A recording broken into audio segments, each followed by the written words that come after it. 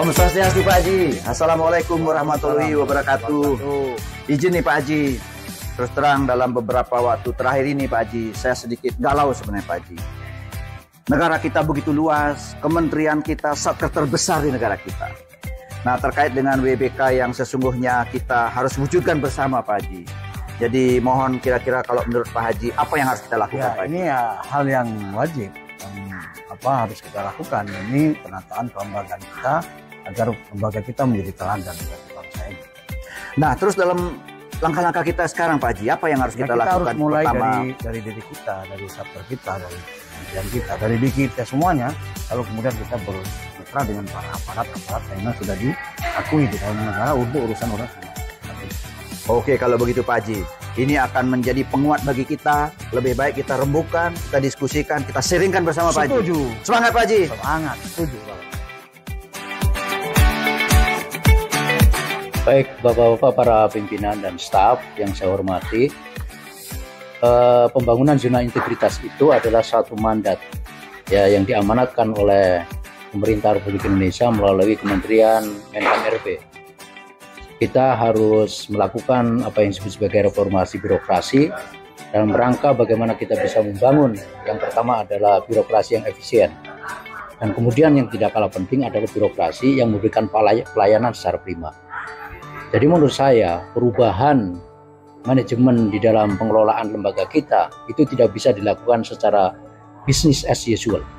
Kita harus melakukan suatu transformasi di dalam semua layanan kita. Karena itu merupakan bagian dari amanat agar kita menjadi birokrasi yang simple, efisien, dan sekaligus juga efektif.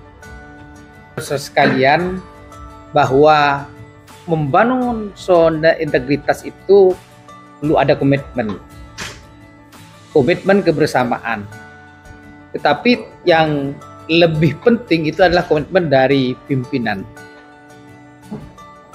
Karena pimpinan ini yang akan terus mewarnai dan bersama-sama untuk terus melakukan ikhtiar bersama. Jadi kalau pimpinan tidak punya komitmen untuk membangun zona integritas, maka bisa jadi terus unit-unit yang lain, staf-staf itu tidak akan. Oleh karena itu, mari kita mulai dari pimpinan tertinggi ini untuk membangun zona integritas. Terima kasih Bapak-Bapak yang terhormat. Dalam rangka memang mengimplementasi zona integritas itu dalam terciptanya WBK, BBBM di satuan kerja, itu juga peran mediator. Sebagai pimpinan, peran mediator itu mempunyai fungsi yang mengkoordinir seluruh proses dan bagaimana menghubungkan setiap lini layanan dalam organisasi agar terciptanya pelayanan yang semakin terintegrasi dengan baik. Saat ini kita di Kementerian Agama dituntut untuk memberikan pelayanan yang prima pada masyarakat. Aspek integritas tentu terus dibangun, bagaimana diimplementasikan itu sampai pada unit-unit, komunitas-komunitas, komponen-komponen dan seluruh ASN di lingkungan satuan kerja kita. Terima kasih Bapak-Bapak sekalian. Bicara tentang pembangunan ZI adalah sebuah program yang hari ini sangat ditekankan oleh Menpan-RB di semua kementerian lembaga termasuk kita di Kementerian Agama. Maka untuk mewujudkan pembangunan zona integritas yang baik, maka tidak lepas dari peran kita sebagai atasan pimpinan untuk memberikan contoh yang baik pada bawahan kita, sebab tidak mungkin bawahan akan melaksanakan baik jika pimpinan tidak memberi contoh yang baik kepada bawahan. Oleh karena itu kita harus memulai dari atas baru ke bawah. Oke, jadi para bapak dan semuanya, saya kira seluruh umat kita ini memang harus menuntaskan program prestasi demi penataan dan keteladanan kelembagaan kita, terutama di Kementerian Agama.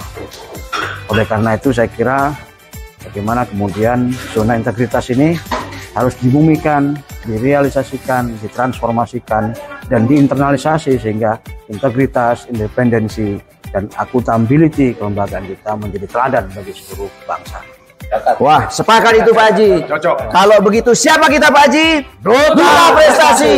Duta Prestasi. Jujur. berani, konsisten. Kementerian Agama lebih tangguh, lebih unggul. Wey.